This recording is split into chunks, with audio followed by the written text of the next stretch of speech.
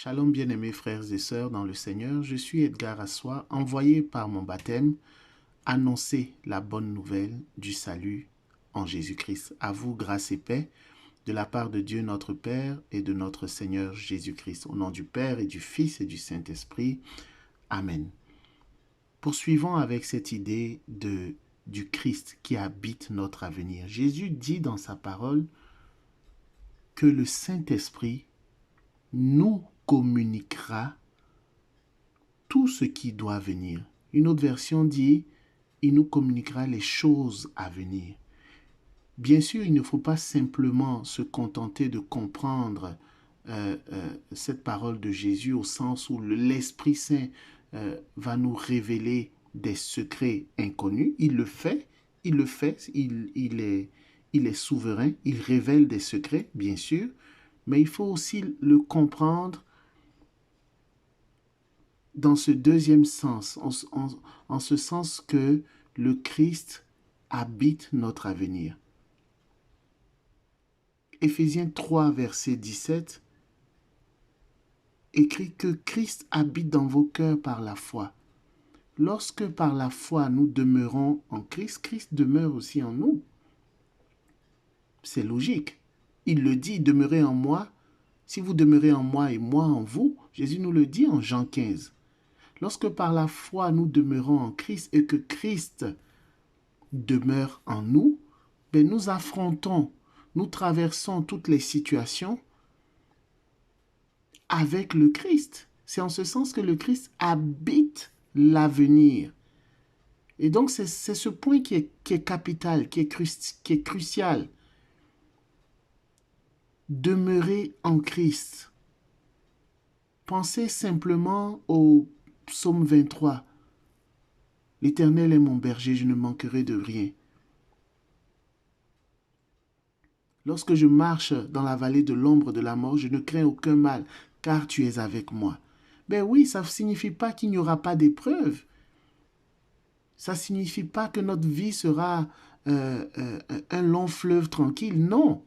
Mais lorsque nous affronterons, lorsque nous traverserons, lorsque nous aurons à affronter des épreuves, ces épreuves à venir, là, le Christ les habitera avec nous parce qu'il sera avec nous. Il sera avec nous dans ces épreuves. C'est comme ça qu'il faut le comprendre. Dès cet instant, mon avenir ne peut plus être pour moi une cause de souffrance, une cause d'inquiétude, d'oppression même. Certaines personnes sont tellement inquiètes quant à l'avenir qu'elles ne dorment plus. Non, ça devient une oppression. Bien sûr, il faut se préoccuper, il faut planifier, oui, mais il ne faut pas que l'avenir soit incertain.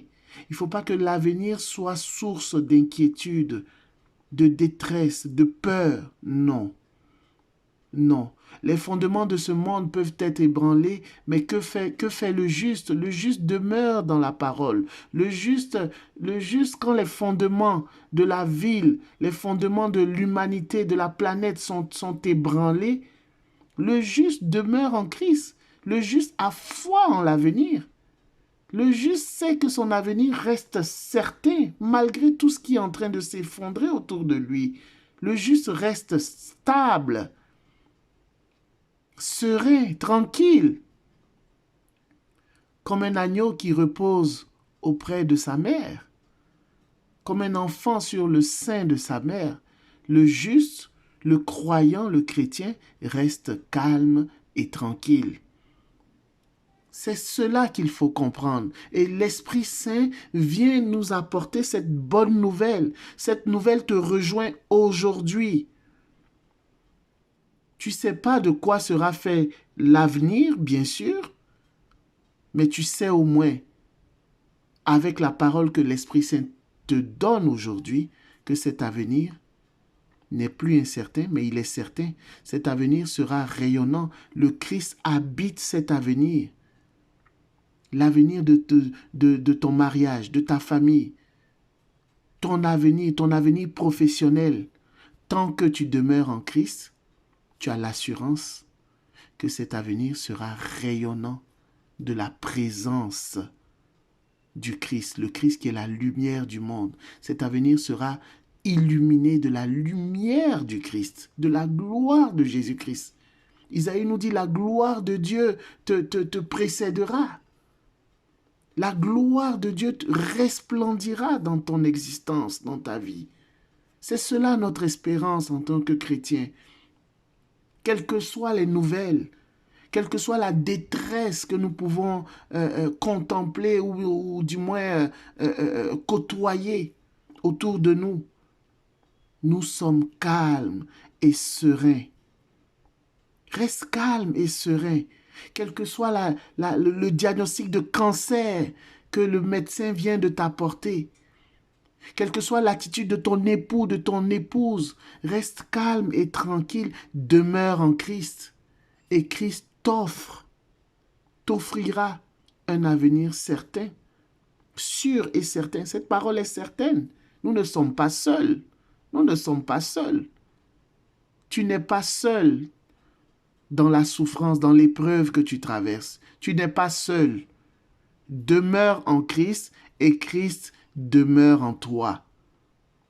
Que le Christ demeure en toi, dans ton cœur, par la foi.